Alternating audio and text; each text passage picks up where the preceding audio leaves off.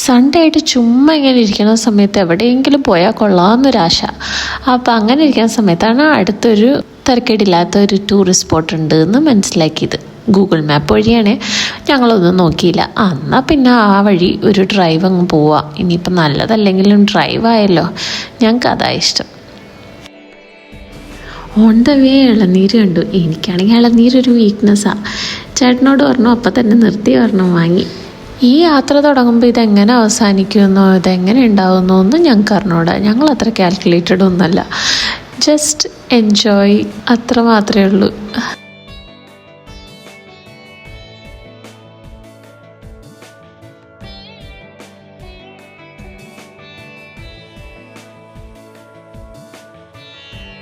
ഈ യാത്രയിൽ main highlight destination ആയിരുന്നില്ല, ഈ വഴികളായിരുന്നു. എന്ത് ഭംഗിയാണ്! എറണാകുളം പിറവം സൈഡാണ് ഇതേപോലെ ഇത്രയും ഭംഗിയുള്ള ഈ ഒരു പ്രദേശം. ഞങ്ങൾ ടൗണിൽ നിന്നിട്ട് ഇങ്ങോട്ട് വരുമ്പോൾ ഭയങ്കര റിഫ്രഷിങ് ഫീലാണ്. അങ്ങനെ കഥയൊക്കെ പറഞ്ഞ് ഞങ്ങൾ സ്ഥലത്തെത്തി. നല്ല അടിപൊളി സ്ഥലം. എൻട്രി ഫീസ് 20 റുപ്പീസാണ്. ചെറിയൊരു സ്പോട്ടാണ്. ഒരു ചെറിയ കുളം പോലെയും. ഇത് കുളമാണോ എന്താ പറയണേന്ന് എനിക്ക് അറിഞ്ഞൂടാ.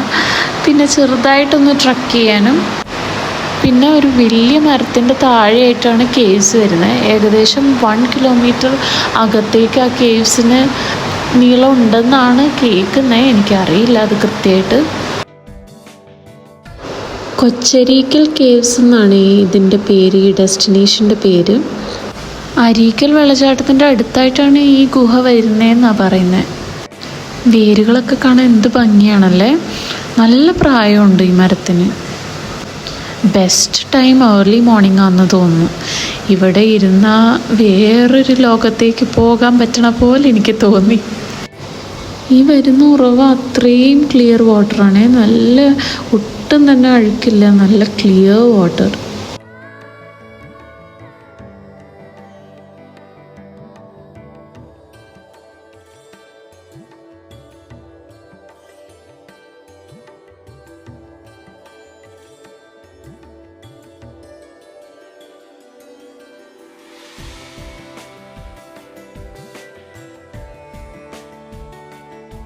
സാധാരണ ഇങ്ങനത്തെ വാട്ടർ സ്പോട്ട് കിട്ടിക്കഴിഞ്ഞാൽ പിന്നെ എനിക്ക് അവിടെ നിന്ന് പോരാനേ തോന്നില്ല. ഫുൾ നനഞ്ഞിട്ടേ ഞാൻ വരാറുള്ളൂ. ബട്ട് വെൽ പ്രിപ്പയർഡ് അല്ലാത്തതുകൊണ്ട് ഒന്നും ചെയ്തില്ല, തിരിച്ചു വന്നു.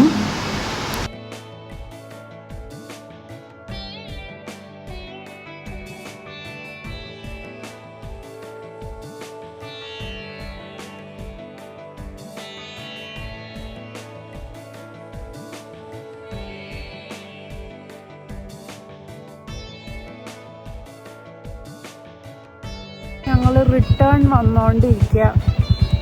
അവിടെ പോയെങ്കിലും അവിടെ കുളിക്കാനുള്ളൊരു സെറ്റപ്പ് ഉണ്ടെന്ന് ഞങ്ങൾ അറിഞ്ഞില്ല. അടുത്ത സാറ്റർഡേ ഞങ്ങൾ കുളിക്കാനുള്ള സെറ്റപ്പായിട്ട് വരും അല്ലേ ചേട്ടാ?